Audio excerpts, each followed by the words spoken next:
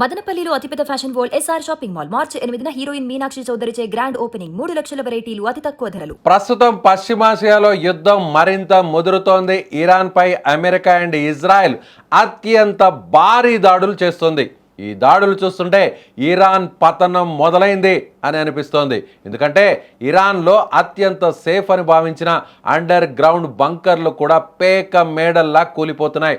Iran supreme leader Ayatollah Ali Khamenei మరణం తర్వాత ఆ దేశం తేరుకోకముందే ఇజ్రాయెల్ మరో భారీ దెబ్బ కొట్టింది. టెహ్రాన్ నడిబొడ్డున ఉన్న ఖమేనీ నివాసం కింద అత్యంత శక్తివంతమైన భూగర్భ బంకర్ను ఇజ్రాయెల్ సైన్యం పూర్తిగా ధ్వంసం చేసింది. ఇది కేవలం ఒక దాడి మాత్రమే కాదు, ఇరాన్ అహంకారాన్ని మట్టి కరిపించిన వ్యూహం అంటుంది ఇజ్రాయెల్. ఖమేనీ మరణం తర్వాత ఇరాన్ ప్రభుత్వం, సైన్యం దిక్కు తోచని స్థితిలో ఉన్నాయి. సరిగ్గా ఇదే సమయాన్ని ఆసరాగా చేసుకున్న ఇజ్రాయెల్ మొసాద్ అందించిన పక్కా సమాచారంతో ఆపరేషన్ రోర్ ఆఫ్ ది హారియర్ను అమలు చేసింది. సుమారు 50 అత్యాధునిక ఫైటర్ జెట్ విమానాలు టెహ్రాన్ గగనతలంలోకి దూసుకెళ్లాయి. కేవలం నిమిషాల వ్యవధిలో 100కు పైగా బంకర్ బస్టర్ బాంబులను ఖమేనీ లీడర్షిప్ కాంప్లెక్స్ కింద ఉన్న బంకర్పై ప్రయోగించాయి. భూమికి కొన్ని వందల అడుగుల లోతులో యుద్ధ సమయంలో దేశాన్ని పాలించడానికి ఖమేనీ కోసం ప్రత్యేకంగా నిర్మించిన ఈ బంకర్ ఇప్పుడు శిథిలాల కుప్పగా మారిపోయింది. ఖమేనీ చనిపోయిన తర్వాత కూడా ఇరాన్ ప్రభుత్వ పెద్దలు, ఉన్నతాధికారులు అదే బంకర్ నుంచి పౌర సైనిక కార్యకలాపాలను నడిపిస్తున్నట్లు ఇజ్రాయెల్ గుర్తించింది. అందుకే దాన్ని పూర్తిగా ధ్వంసం చేయాలని నిర్ణయించుకుంది. నిజానికి ఈ బంకర్ కేవలం ఒక రక్షణ కవచం మాత్రమే కాదు, ఇది ఇరాన్ తదుపరి నాయకత్వానికి కీలకమైన స్థావరం.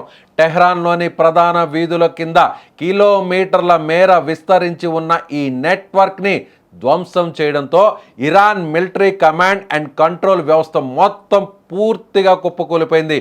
నాయకత్వం లేక, సరైన ఆదేశాలు అందక ఇరాన్ సైన్యం ఇప్పుడు దిక్కు తోచని స్థితిలో పడిపోయింది. ఈ దాడి వల్ల ఇరాన్ మిసైల్ ప్రయోగ సామర్థ్యం గణనీయంగా తగ్గిపోయిందని రక్షణ రంగ నిపుణులు విశ్లేషిస్తున్నారు. అగ్రరాజ్యం అమెరికా మద్దతుతో ఇజ్రాయెల్ కొనసాగిస్తున్న ఈ ప్రతీకార దాడులు ఇరాన్లో పెను మార్పులకు సంకేతంగా మారుతున్నాయి. ఈ దాడి వెనక ఇజ్రాయెల్ ఇంటెలిజెన్స్ వ్యవస్థ మొసాద్ నెట్వర్క్ అద్భుతమైన పనితీరును కనిపిస్తోంది.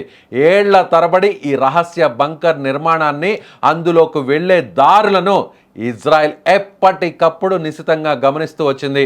ఖమేనీ మరణించిన మిగిలి ఉన్న ఉన్నత స్థాయి అధికారులు ఈ బంకర్ను షెల్టర్గా వాడుకుంటున్నారని తెలియడంతో ఈ భారీ దాడికి ప్లాన్ చేసింది ఇజ్రాయెల్.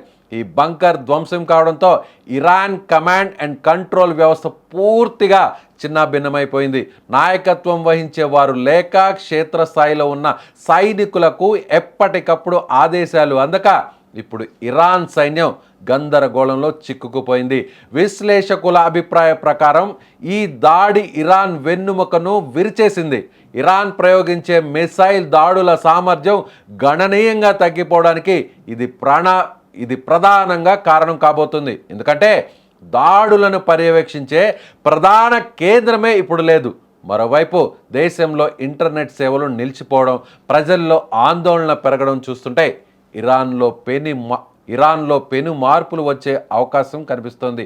దశాబ్దాలుగా ఇరాన్ను శాసించిన వ్యవస్థ ఇప్పుడు పతనానికి అంచున నిలబడింది. ఇజ్రాయెల్ చూపిన ఈ తెగువ మధ్య ప్రాచ్య రాజకీయాలను మలుపు తిప్పడమే కాకుండా ఇరాన్ ఉనికికే సవాలుగా మారబోతుంది. మొత్తానికి ఈ అండర్ గ్రౌండ్ బంకర్ ధ్వంసం కావడం అనేది ఇరాన్ చరిత్రలో ఒక చీకటి అధ్యాయంగా మిగిలిపోతుంది.